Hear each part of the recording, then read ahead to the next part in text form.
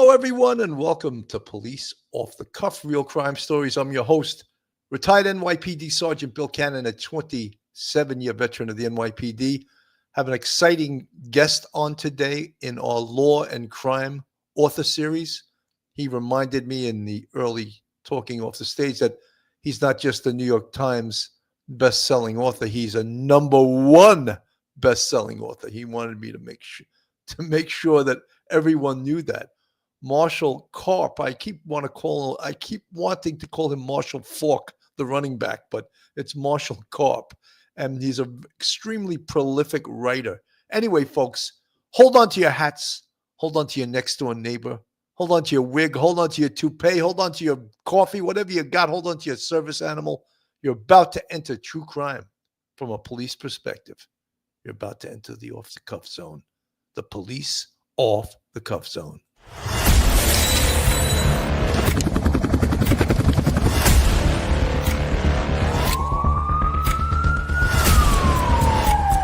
There has to be some common sense.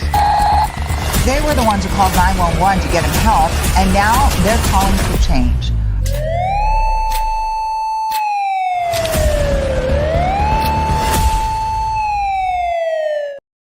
And now a quick word from our sponsor.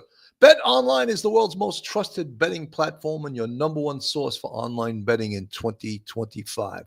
Whether you're a seasoned fan or a first-time bettor, BetOnline is your ultimate game day companion. With the largest selection of odds on everything from NBA and college basketball to the NHL and UFC, BetOnline continues to be your #1 sports betting source. From every three-pointer to hat trick, BetOnline has you covered with odds, stats, and more for every game, every play, and every win. BetOnline, the game starts here. You know, Marshall, again, I want to call him Marshall Falk, but Marshall Karp he's a New Yorker. I don't know if people outside New York know what that means, but I'm going to give you a quick read of his bio. And it's written in the first person. I was born in New York City on June 4th in one of those old-timey years before they invented color TV. I was always a writer, letters, parody songs, stories, skits, fun stuff, but I had no idea I could make a living at it. So I entered Rutgers with a grand plan. I was going to be a dentist. Oh my God, what a boring job. Me, a man with all the manual dexterity of a drunken monkey, a dentist. Fortunately, the universe intervened. I flunked freshman biology, so I started writing for the school newspaper. After college, I fell into advertising. My girlfriend at the time was a copywriter at an ad agency, and I figured, let me put his picture up on the screen. And I figured that sounds cool. So much for career planning. Short version of that 20-year career, I was very successful. But in advertising, the punishment for being a good writer is to promote you and tell you not to write. Before long, I had a big title, a big office, and I supervised 100 people. I was the boss, and all I could think was, is this all there is? So I started writing at night. The short version of the next 20 years is that I wrote a play, did a stint in Hollywood writing sitcoms, wrote and produced a feature film, returned to advertising and caught the dot-com wave, and finally, the ultimate writer's dream, these books. I recently wrote about that 20-year journey on Quora.com in response to the question, what is the single insight that most changed your life? When that post got tens of thousands of views, I sensed it hit a nerve. When it hit 1 million, I realized it struck the mother lode. On a personal note, I'm married with a son, a daughter, a grandson, and a dog. I live 100 miles north of New York City in a small town in the mid-Hudson Valley. I love what I do, and I'm grateful for the feedback I get when I do it. And like I said at the top, it's been a great life so far. With no further ado, let's introduce to the show Marshall Karp. Marshall, welcome. Oh, thank you. My God, that was a mouthful there. Yeah, well, you know what? I dozed off during most of the introduction. No, it's like, well, who gives it? So here's the deal. You reminded me. This is just like winging it, right? We could just. You reminded me. This is a conversation. So it's so funny. Yeah, I am a #1. But everybody's a best-selling author. Everybody, right. Because I had the best-selling book on dental technology. But you get to number one. So I remember when I got, to number one on the New York Times, and I knew it a week in advance. And I'm at home and I open the paper. And I say to my wife, "So, excuse me, here we go. They're right there. My name at the top of the list. So, a little respect." And she goes, "Oh, yeah, I'm sorry. So, hey, number one best-selling author, take out the fucking garbage."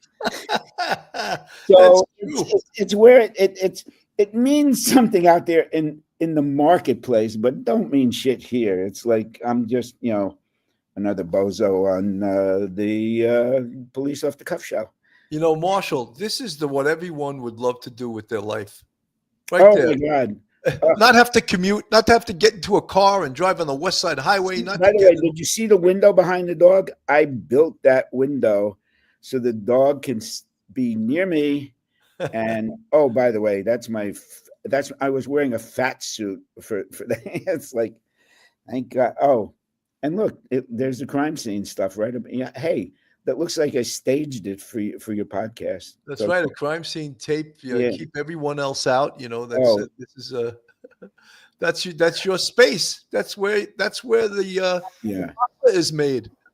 By the way, I am in New York City right now. So if you hear, sirens and, my driveway and my walkway and everything up where I live has 2 inches. I need a Zamboni to get to my house. So I was down here for the weekend where my wife lives here. I live there. We have the strength of our marriage it's held together by 100 miles of New York State Thruway. But she works at John Jay College. So I bet a lot of you. I have a master's from John Jay College. Yeah, it's not a bad place. Not that I'm bragging, Oh no! It's you were probably the number one master's person. Oh yes, I was the number one graduate. No, but I love it up there. I'm in New York City now because I'm really iced out. But I'm a New Yorker. You said I'm a New Yorker. I'm so is cursing encouraged by that? Some people. I'm sorry. I apologize. But it's okay. I apologize to the. I've gotten emails from people who say, "Why do you have to write these police books where the cops are cursing?" I said, "I don't know, because if the shit hits the fan, they're not going to say, 'Oh, fudge.'" Right, Oh, fudge. exactly. I mean, I'm sorry. Authenticity is more important to me than But I got one from a guy who said never would buy my book again, and I said, "God bless you. I respect your values, but you have to respect mine. That I'm talking to an audience who wants the cops to sound as believable and as real as possible." So Marshall, sometimes I still can't turn it off.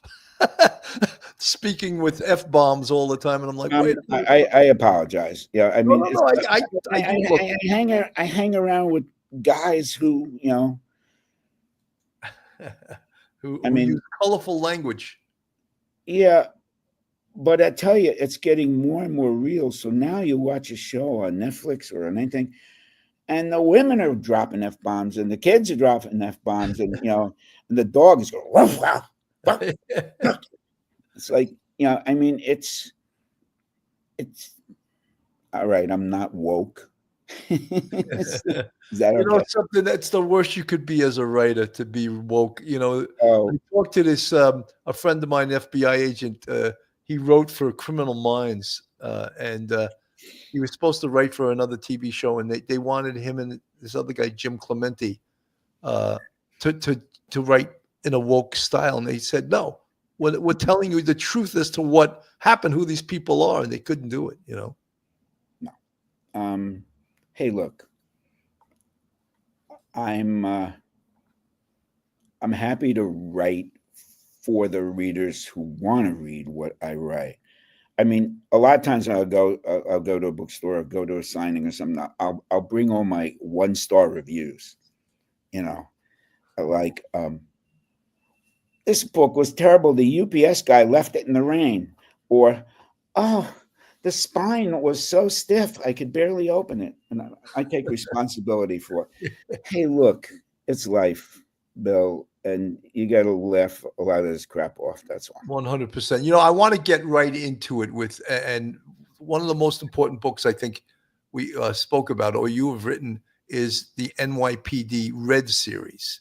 And I'm just going to read the on your page. NYPD Red is a special task force charged with protecting the interests of Manhattan's wealthiest and most powerful citizens.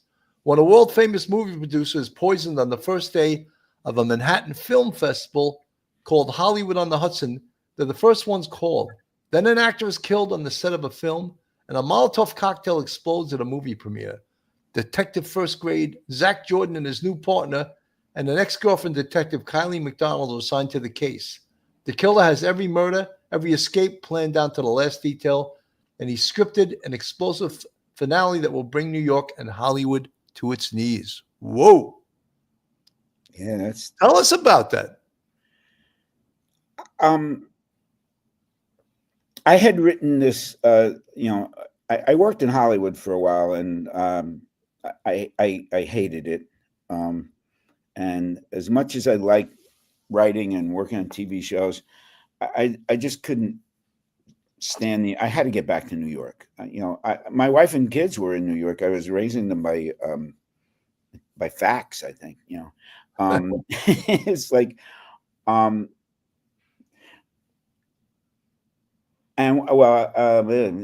I can't make a long story short. So when I finally got around to knowing that I was ready to write my first book, I had this idea for killing somebody off in Hollywood. And I wrote 5 successful books in the Lomax and Big series. And then I did one book for James Patterson, and I pitched an idea to him. I said, Jim, I have an idea for an elite task force in New York, and they cater to the rich and famous. And he loved it. The publisher loved it, and it just happened. I mean, I don't know where the inspiration came from. And the first book was killing off these people at Hollywood on the Hudson because I had already planned to kill them in a Los Angeles-based book. And I think I knew, I think Patterson knew, I think the publisher knew that once you had NYPD Red, it was a series. People would absolutely, they'd love it. And I can tell you why. People fall in love with books and television shows and keep going back to the same thing. And your podcast, they go there because of the predictable emotional experience they get. We know when we go to Police Off the Cuff, we're going to get you. And if we like how you make us feel, we're going to keep. That's why we keep watching The Office reruns and Cheers reruns, and we keep going back to Blue Bloods, and we keep going back to Law and Order. And I knew that if I created characters and crimes that I'd have a series. And I wrote for 6 of them for Patterson. I wrote NYPD Red. I took over the series because I created it, and I just love it. And I love that people might not know my name, but they'll know NYPD Red. And I'm working on NYPD Red 8 right now. It's got its fan base. I hate the word fan. People who read my books are my readers. They write to me, but they're fans of the series. And I think I'm a lot in NYPD Red. I think one of the reasons so many people in law enforcement and cops, Leos, corrections officers, they like it because it's authentic. And one of the reasons it is authentic is because I've been working with cops in New York, especially retired detective, homicide detective First Grade, Danny Corcoran from Manhattan North homicide. You know him, and Yeah, well, that was the unit I retired out of. I know, and we joked about that off the air. So was Bill your mentor?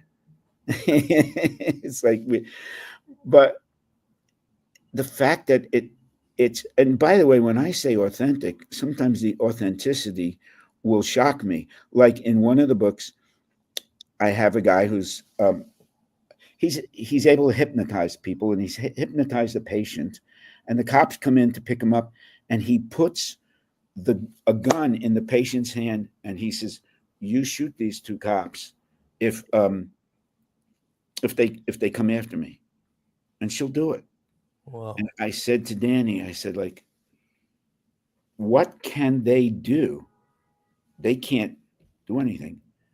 And to my amazement, he goes, they can shoot her. She's pulled a gun on two cops.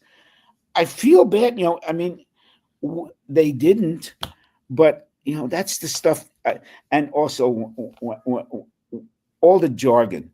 It's like, I just wrote this, like, they're working night and day around the clock, and they say to their captain, let's go for a sit down. Well, a sit down isn't like go to a conference room and noodle it.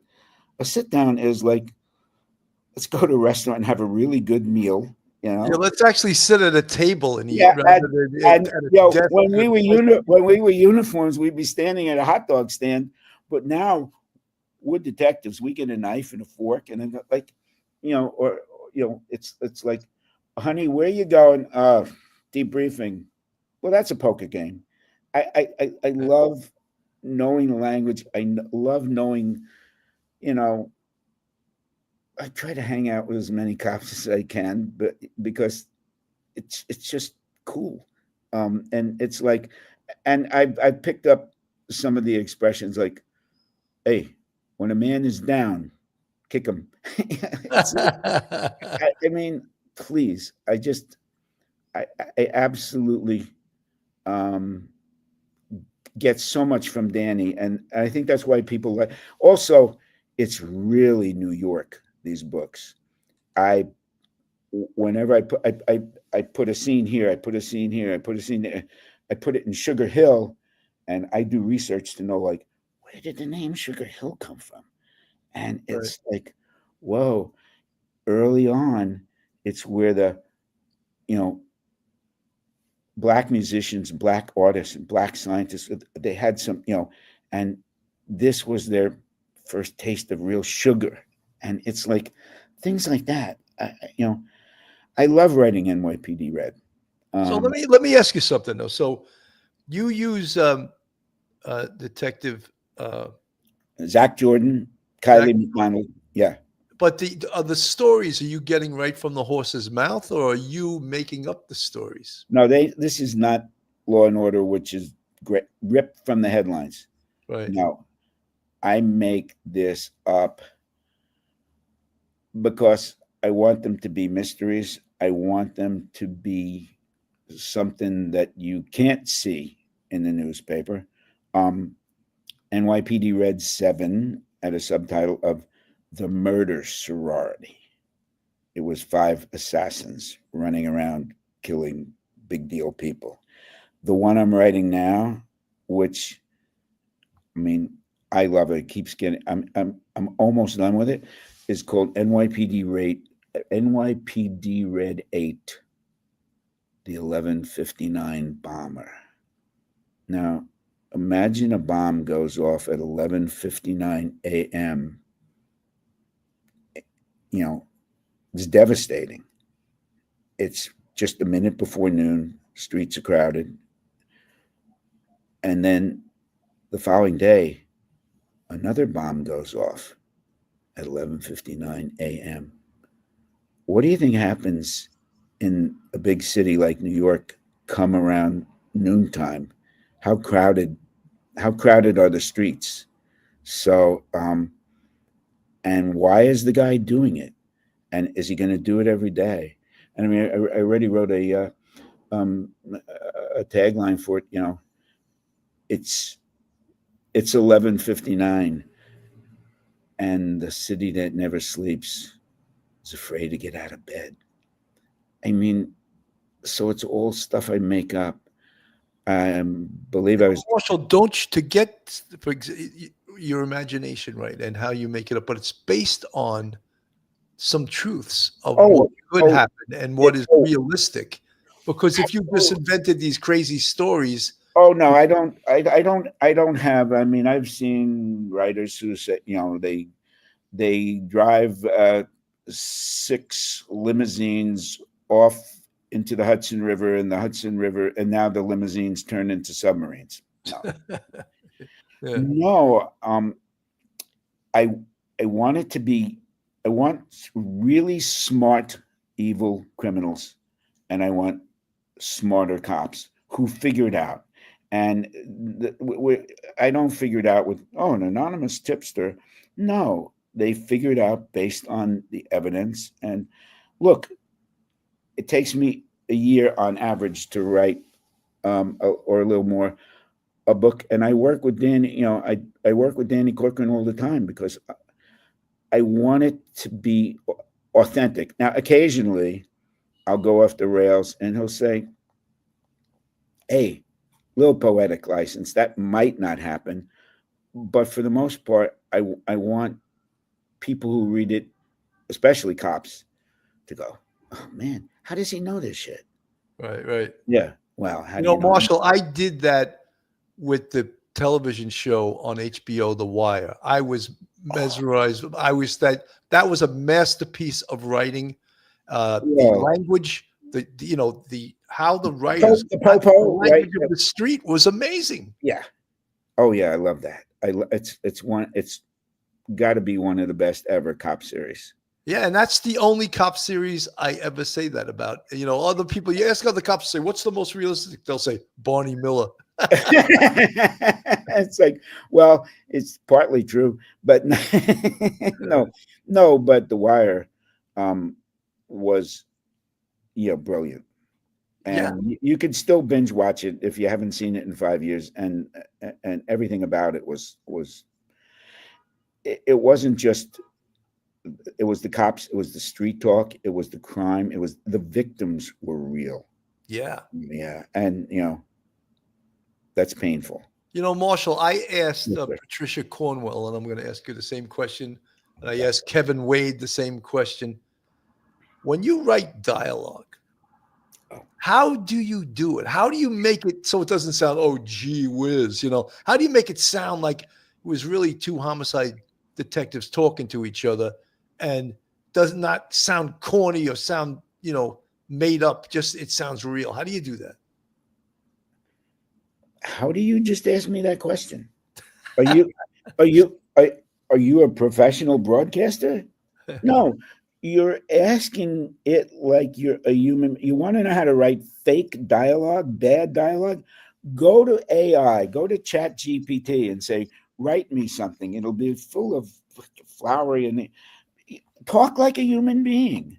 And cops, the thing about, I think about my cops, real cops, they don't have a television style. They're real people. I mean, they have you always have to think, this person, how would he talk to his kids? How would he talk to his mom, his neighbor? He's just real. And so also, and certainly Kevin Wade has this experience. I worked in television and in film, and that's all dialogue. I will say that I'm pretty good at dialogue. If you ask me, can I describe a sunset? Nah, not so good. But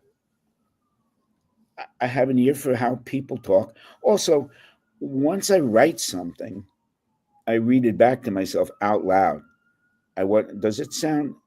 And I just drive myself crazy fixing it to sound, and then I bounce it off real people like Danny or like my editor, and until it has the ring of truth. People always say to writers, how do you do that? We don't know. By the way, can you hear New York in the background? Yeah, I hear it in the Yeah, yeah. background. They're Oh, all yeah. the Oh, sound yeah. of the sound of sirens, not the sound of silence. The You know, sound of it's sirens. just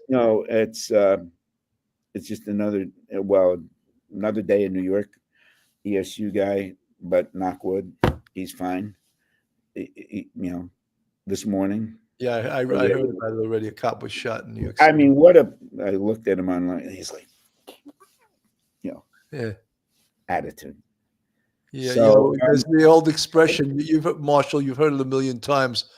When the public needs help, they call the police. When the police need help, they call ESU. Dun, dun, dun, yeah. dun. Hey, by the way, because my crimes are usually like monumental, like especially with this bomber coming up.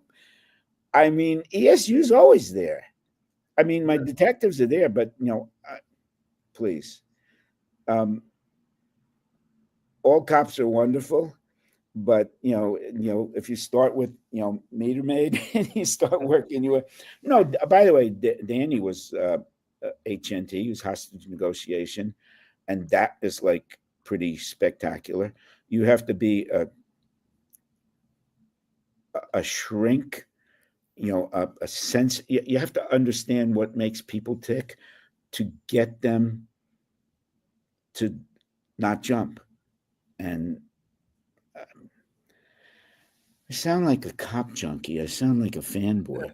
It's like, but Well, Marshall, it's also talking people down to de-escalate situations, and all cops learn how to do that because that's what your job is. yeah. But what Danny said to me was, the guy who's going to jump, his problem is what? You had a fight? You had a fight with your boyfriend?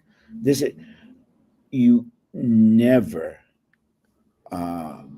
undersell, underplay, or don't appreciate his problem. If you say, so what's the big deal? Boom, they're gone. So if you say, oh man, I so relate to that. Let me tell you, but and then and all of a sudden you have someone there to help you, not someone else to tell you you're wrong.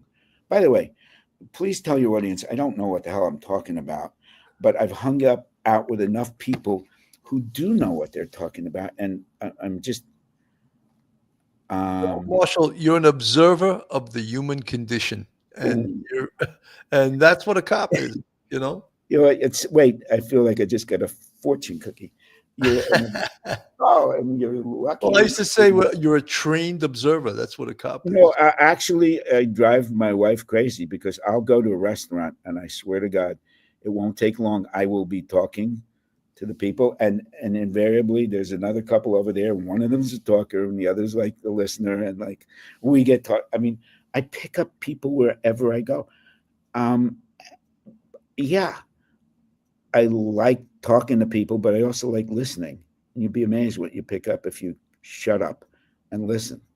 So, yeah, no, that's an amazing skill, and sometimes. Hey, I am not a junkie, but my nose is leaking. It's winter, by the way. It's like you're in Florida. I'm in Florida now. Yeah. Jupiter, right? Yeah, yep.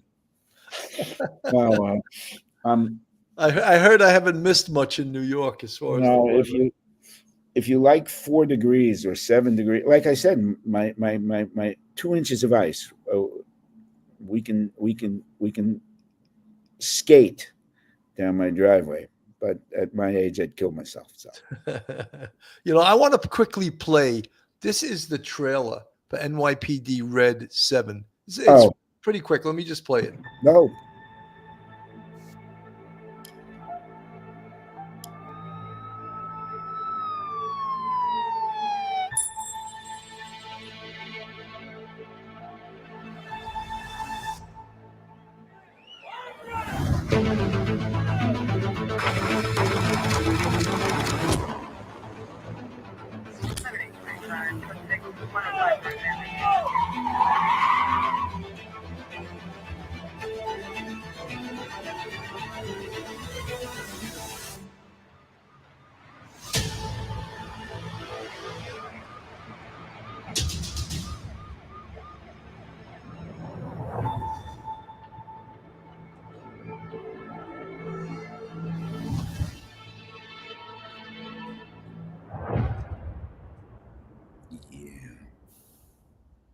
Wow, when you look at that and you see NYPD Red 1 through 7, you must be like, whoa, I wrote all Yeah, those books. yeah, I know. It's like who knew? By the way, the guy that did that, it looks like an expensive production. So much of that is just stock footage, and Sean Thomas at my publisher at Blackstone, great video designer, so easy to work with, and he took the premise and just made it resonate. And by the way, it's funny that there was this K, you know, Kappa Omega Delta KOA.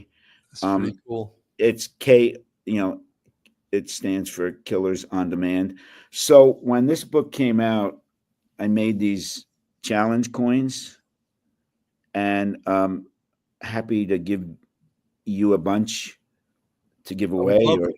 yeah, yeah, but I mean, I made a lot because it's just goodwill. It doesn't say buy my book. It's like a challenge. I mean, I wound up collecting challenge coins because I get them from cops. But that's the real deal. Yeah, and this one has a bullet hole in it. It's just, yeah, I'll give you a bunch, and then you decide who gets them and why, or what. No strings attached. Absolutely. By the way, I was actually at the Metropolitan Museum of Art.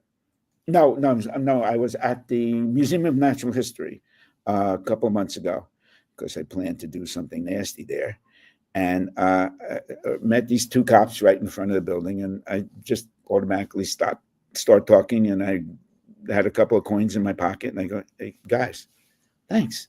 It's just because people appreciate it, and it's nice for people in the police department to know that somebody out there appreciates them. Yeah, And, it's a tougher job now, I think, than it's ever been. oh, know?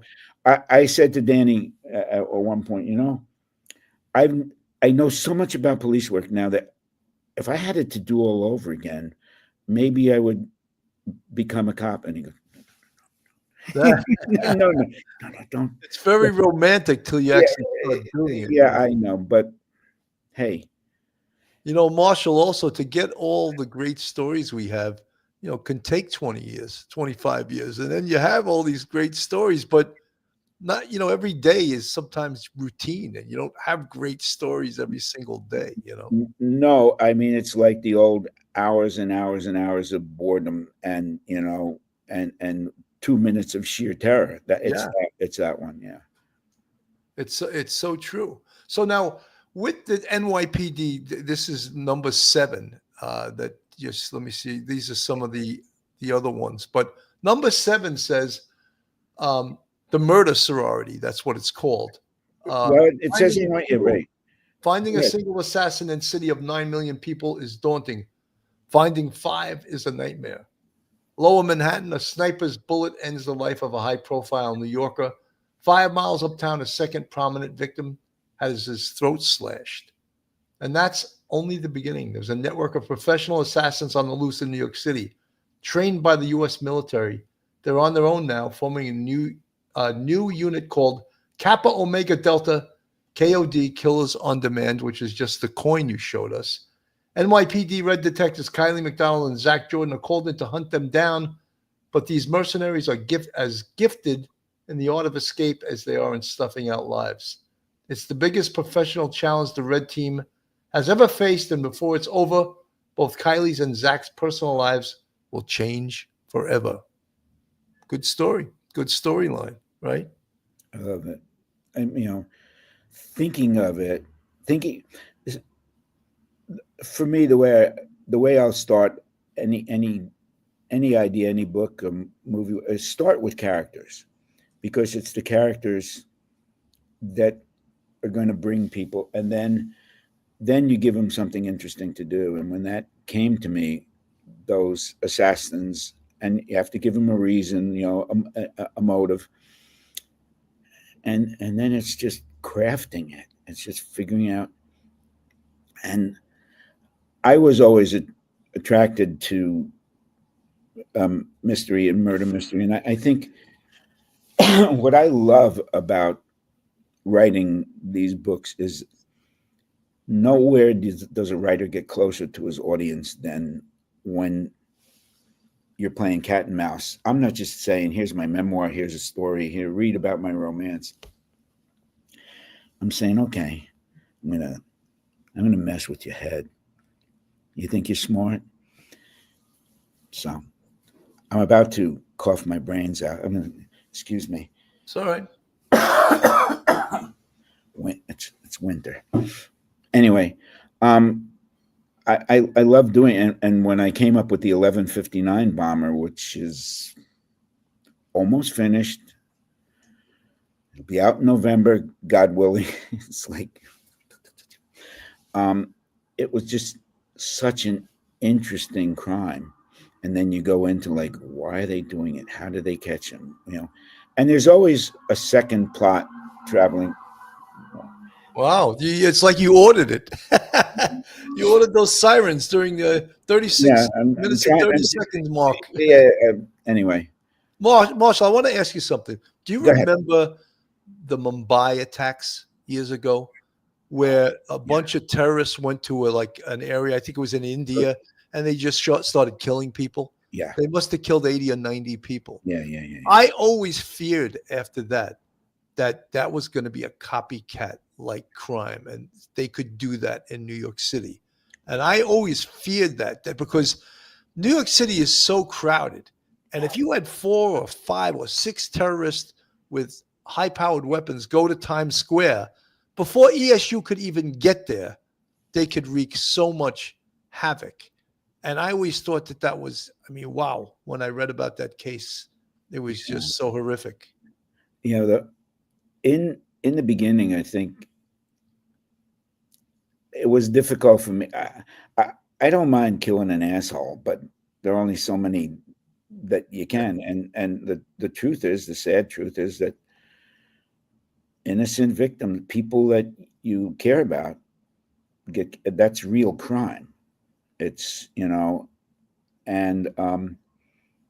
I have to do that. I have to get you to care about them and then cut them down. But I also have to get justice.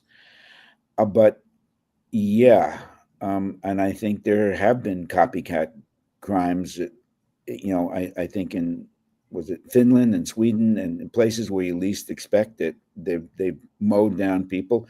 And, hey, Sandy Hook. And it's let's talk about something cheery. Well, it's about crime. It's sometimes hard to just, look, I think that we're also desensitized. We see so much violence on TV and movies and everything like that. And when you really see and smell and feel and meet the people that are affected by real violence, it's a picture that stays in your mind. I remember Barbara Butcher. I don't know if you know who Barbara Butcher is. She has a book out called What the Dead Know. She worked for the New York City Medical Examiner's Office. Anyway, right. She's been to like thousands of death scenes, and she always says you can't unsee something. Exactly. And that is so true, Oh, hey, I really do research. I just don't talk to cops. And when I wrote my second Lomax and Biggs book, Bloodthirsty, I spent 3 hours in the Los Angeles County morgue. They didn't have a PowerPoint presentation. It was down in the basement, and the guy who was running the morgue is really cool. When you live in a dark world, you need dark humor to offset it. You need that. So we're down in the basement with 120. He goes, we got 129 bodies down here. I goes, 120. He goes like, volume. That's how we make our money. Volume, and stuff like that. And they had a gift shop upstairs. They actually opened it by accident. Because LA has only one morgue, they're the biggest morgue in the country. And so they had a big conference of all these coroners, and and they gave away these coffee cups with, chalk outlines and stuff. And then everybody wanted one. So they opened up their own gift shop selling, like barbecue aprons that said spare ribs, spare hands, spare feet. And when you go to pay, it says you need two forms of identification or dental records. I mean, It's the macabre sense of humor. but it goes with the territory. Yes. But yeah, I do a lot of research. My new book, which is coming out in a couple of weeks, is the first book I've written from. It's not a cop procedural. Oh, hey, you're really good at this stuff. Well, I wanted to plug your book too. Coming March 4th, 2025, a heart-pounding, blood-dropping tale of love. This is the book. This is the one book that took 7 years to write. I had an idea for a thriller that wasn't maybe going to feel like a thriller. It's a female protagonist. She's really when you meet her, she has everything to live for, and then you find out she has three months to live, and she's on this mission, having seen what happened when her mother died young, and all the gold diggers, the predators, the women with casseroles came after her father, and they pounced on him, and one of them really screwed up his life and the family life. She says, that's not happening to my family. I'm going to find my replacement. So, Marshall, could I play the trailer from her? No. And why would I want to? It's 1 minute. Plug it. Here we go. My husband, Alex, is a successful doctor. He's also drop dead handsome. A lot of women wish they were me. In 3 months, they're going to get their chance. I'm dying. And when I'm gone, Alex will be single again. And those women will pounce on him, just like they went after my father when my mother died. But I'm not going to let that happen. Instead of one of them choosing him, I'm going to choose her. The latest thriller from #1 New York Times best-selling author Marshall Karp. The story of a woman with nothing to lose. Did I mention that in high school I was voted most likely to kill someone to get what she wants? Don't tell me how to die. Pre-order it now. Pretty cool. Now, how did you write in the voice of a woman there? That was not easy. But when the character came to me, I knew I wanted to tell her story, and I knew it could, if I did it right. It looks like it's not a woman's book. It's a book cops will love, trying to figure out, to get one step ahead. What is this woman going to do? She did say that when she was in high school, she was voted most likely to kill someone. I probably talked to 100 women to ask them. And then I wrote 7 drafts. And I remember that in the beginning, I asked women, like, what would you do if you had 3 months to live and you knew that they were going to pounce on your husband? And, people go, oh, I take the family to Disney World. And, one woman who I love, she swears she didn't say this, but she did. She goes, they're going to pounce on my husband? I probably would go out and get an STD, give it to him, and let's see if he ever gets laid after that. I go, I couldn't think of it. And then every time I wrote another draft, I'd show it to another 20 women, and they'd write back, you obviously didn't grow up as a teenage girl, did you? I said, no, I had one around the house. I still don't know what made her tick, but but the voice comes with help, but it was creating a thriller that didn't feel like a thriller. And of course you have to create a character that people want to stay with. And then, by the way, I am overwhelmed at all the early reviews from the advanced readers. They're all going, I was cool, and then boom. I absolutely loved it. It got rejected by publishers because it wasn't.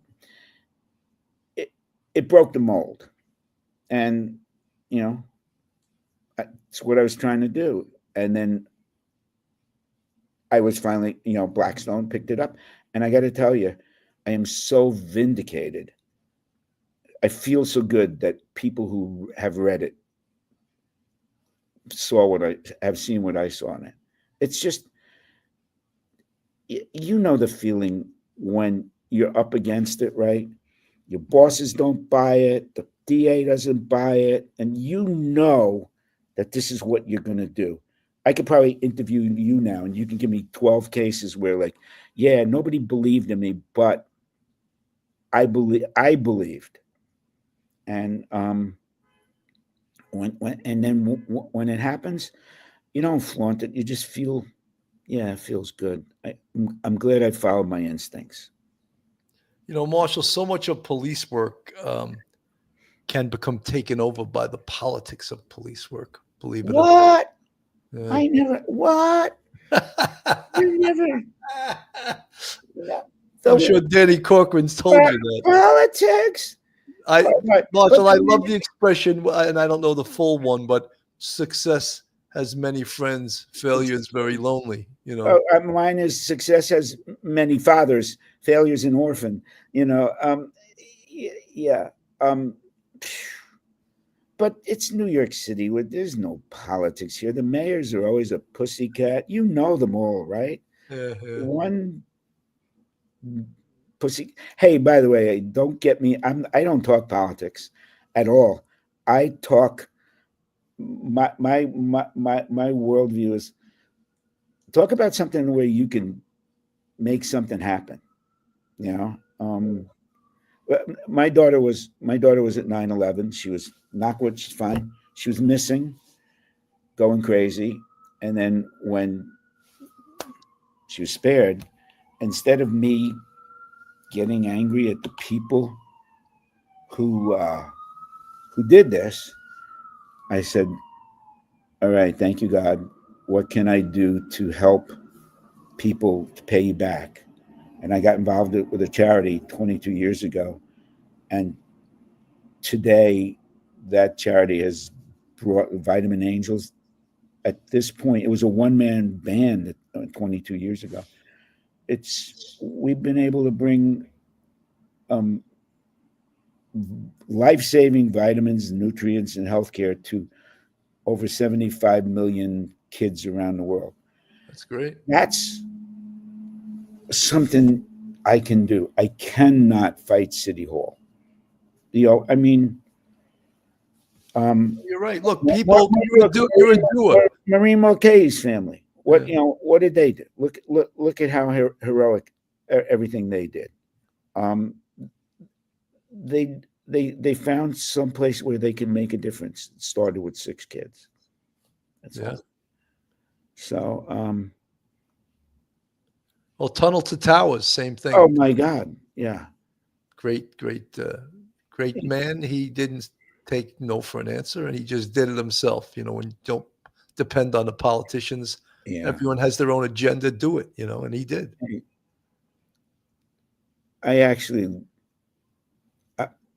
I love what I do, and I didn't make a living out of it for a long time, but I love what. You're not getting rich on this off the cuff stuff, are you? No.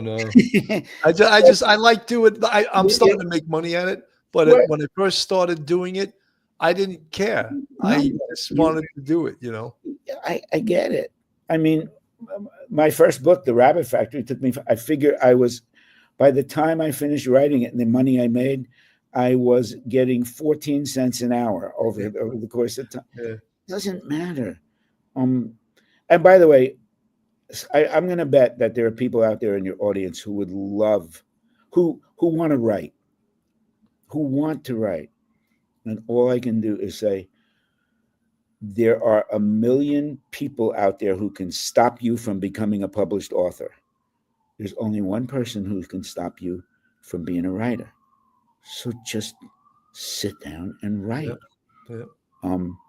My favorite quote from any writer is this guy, Richard Bach, who wrote Jonathan Livingston Seagull, who said, a professional writer is an amateur who didn't quit. Just it. I will recommend a book to people. If there are people in your audience, I will recommend a book that they should read. Go to the library. It's called Bird by Bird by Anne Lamott. And she is so encouraging. She will hold a hand. She doesn't tell you how to do things. She just encourages you to write a piece of crap, because that's what it always is in the beginning. I mean, I'll do whatever I can to help new writers. I don't say young writers, because you don't have to be young. You just have to want to write. I bet you want to write stuff. Well, I tried a lot of different. I tried acting for a while. I did stand-up comedy for 7 years, Well, and I felt that's what led to this. Terry Biggs in the Lomax and Biggs thing, he's a stand-up. He's in LAPD, but his retirement plan is to be a stand-up comic, and so that gives me a character who could be funny all day long. Well, cops are some of the funniest people on this Oh earth. my God! They funny people. I wish I could repeat some of the things I've heard cops say, but well. No, but look, I think it's just like, look, you're a writer. I tried things, and maybe I tried them too late in life to make them a career-wise. But no, I enjoyed stand-up comedy. Maybe I'll do it again one day.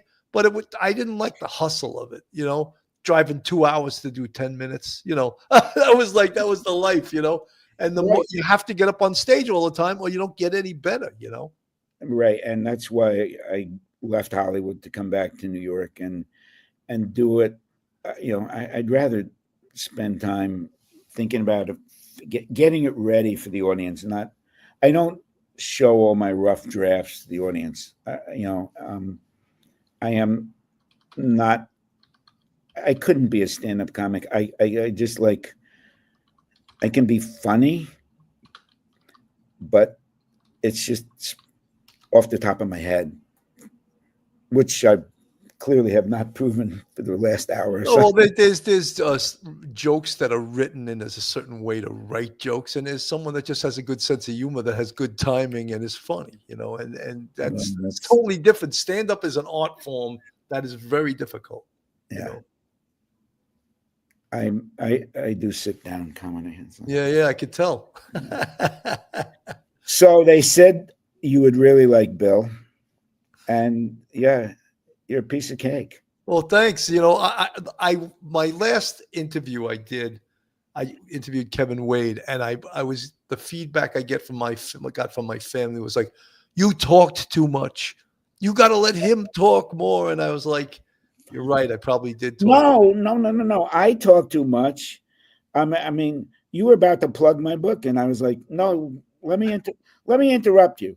So plug your heart out, whatever. No, it's not that. Kevin Wade is an easy guy to talk to, and it turned out we knew so many of the same people. The owner of one of the owners of Coogan's uptown that no longer exists was his brother-in-law, and I was like, oh, of course I know him. Coogan's was the #1 cop bar in Manhattan. And it was funny, and then I knew the other owner, and I knew him from a bar called Jimmy Day's in the Village back in like the early 80s. I was like, yeah, of course I know him. Dave Hunt, Peter Walsh, yeah, I know all these guys. So it's just like you know everyone. I want to ask you one question though. Do you cops like to hang out with other cops? There's just a good feeling about it, a safety feeling about it. Do you like to hang out with other writers or no? Yeah, it depends on the writer, because I don't have a lot of writers in my. I like to hang around with other guys. I live upstate, and every other Tuesday I get together with the same guys. One's a teamster, one's a roofer, one's a woodworker. I mean, it's guys who see the world the same way. We hang out, we talk about the same thing that women. Geez, I don't understand them. It's like life. It's just never about politics. Never. It's just like guys that I like to hang out with people I can trust. I don't know enough writers that I trust. There are a few that I will definitely talk to, and then you can talk shop. But I understand. By the way, I'd rather hang out with cops. So there's no time where you say 6 or 8 writers that we go out and have dinner together and just exchange stories. It is when you work in Hollywood. It is when all the old comics, they got they're retelling the jokes at breakfast. But I keep telling my wife I'm an introvert, not an extrovert. And she says, "You're an extrovert." And I said, I like to be alone. She said, "Yeah, but when you get out there with people," I said, "So maybe I'm an introvert with Tourette's. I don't know." Marshall, we're at close to an hour, and I usually do an hour here, but I want to give you a chance to, well, first of all, I want everyone to know that this is your latest book. It's coming out March 4th. Marshall Karp, Don't Tell Me How to Die. #1 New York Times bestselling author, Marshall Karp. And I'm going to, I have the book. I actually started reading it. I didn't get, but it's here. In fact, here it is right here. So I do have it. And amazing. I mean, it's an amazing art form to be a writer. And probably everyone would like to be able to create characters and just to make it come alive on a page. And then, my God, if it ever becomes a movie or a TV show or something, that's something I know that could be 10, 15, 20 years on. It never happens, right?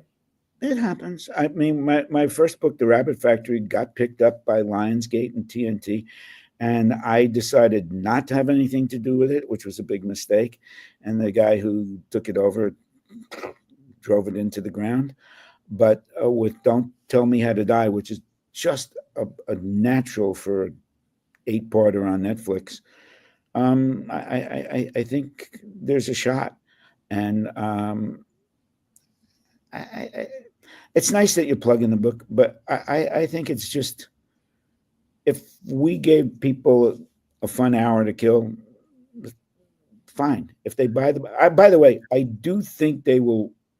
I know that most people will absolutely be floored by this book.